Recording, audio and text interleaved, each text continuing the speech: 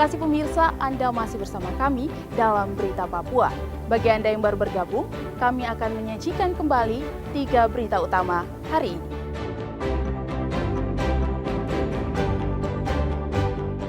Aparat gabungan TNI dan Polri gerebek pabrik miras oplosan di Merauke.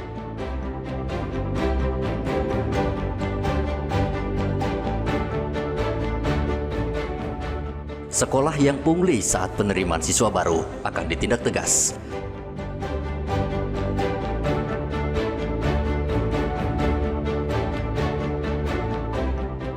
Mahasiswa Universitas Cendrawasih berjualan roti bakar untuk biaya hidup sehari-hari dan membayar uang kuliah.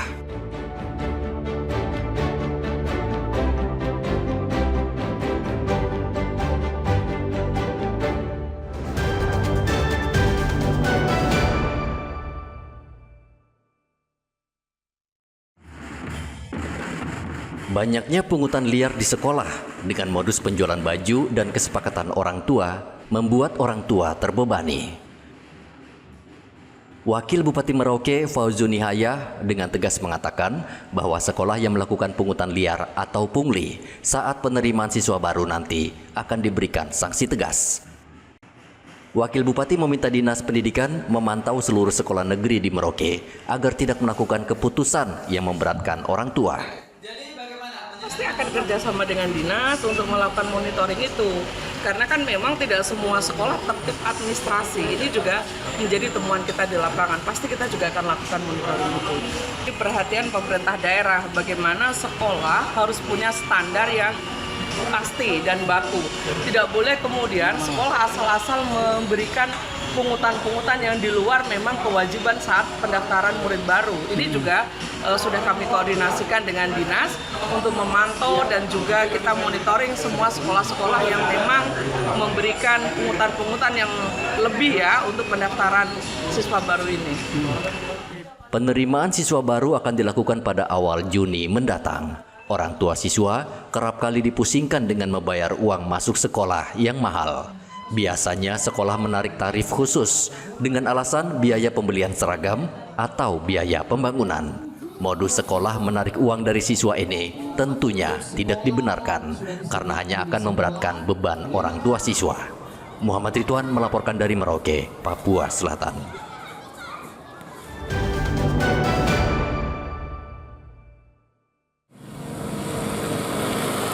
Pemandangan seperti ini sudah menjadi hal biasa bagi masyarakat Merauke. Kesemrawutan terjadi saat pasar sore di Jalan Ahmad Yani beroperasi. Lapak yang ada di pasar sore ini tidak pernah dipindahkan, padahal lapak ini berada di trotoar jalan.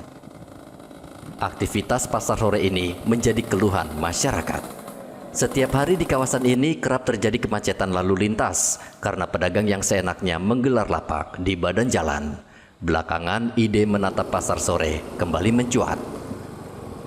Wakil Bupati Merauke, Fauzuni Hayah, mengatakan pihaknya berencana menatap pasar sore sehingga tidak mengganggu warga sekitar. Kita tetap ingin pertahankan, tetapi tentu dengan pembangunan infrastruktur lainnya. Artinya bagaimana di sekitar situ juga harus ada terminal yang untuk masyarakat bisa mudah untuk menjangkau pasar ya. Yang kedua terkait dengan kebersihan. Nah, tentu ini menjadi PR kita bersama, tetapi pemerintah daerah melalui Dinas Lingkungan Hidup pasti terus akan kerjasama bagaimana untuk kebersihan di lingkungan pasar juga harus terjaga ke depan begitu. Artinya akan dipertahankan itu cuma ya, cuma dikelola dengan baik aja. Ya, dikelola dengan baik dan kita lengkapi dengan infrastruktur yang lain.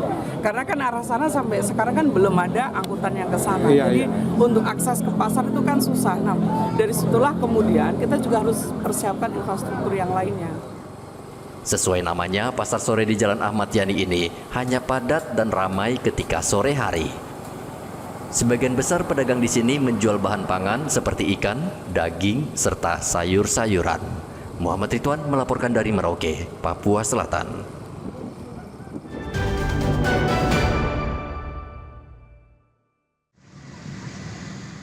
Pemerintah Provinsi Papua Selatan akan meninjau kembali sistem zonasi dalam penerimaan siswa baru di seluruh sekolah jika tidak memberikan manfaat dan menyulitkan orang tua menyekolahkan anak mereka. Menurut Gubernur Papua Selatan Apollo Savanpo, pemerintah daerah akan memantau dan menerima masukan terkait sistem zonasi ini, walaupun sistem ini menurutnya bertujuan baik untuk pemerataan. Ya, memang pada awalnya kebijakan pemerintah dengan menerapkan sistem zonasi itu untuk supaya para siswa bisa dipermudah untuk akses ke sekolah dalam transportasi dan juga pemerataan siswa di sekolah-sekolah. Jangan sampai sekolah-sekolah unggulan di wilayah tertentu itu banyak siswanya, sementara sekolah-sekolah yang lain itu tidak ada siswa. Ini sebenarnya maksudnya pada awalnya baik, tapi memang harus kita evaluasi kembali, nanti kita lihat untung ruginya. Sistem zonasi dalam penerimaan peserta didik baru banyak menuai protes dari masyarakat. Salah satu yang menjadi keluhan menurut Ombudsman, sering terjadi kesalahan dalam verifikasi jarak sekolah dan tempat tinggal siswa. Pemerintah berencana mengubah sistem zonasi dan menggantinya dengan sistem domisili.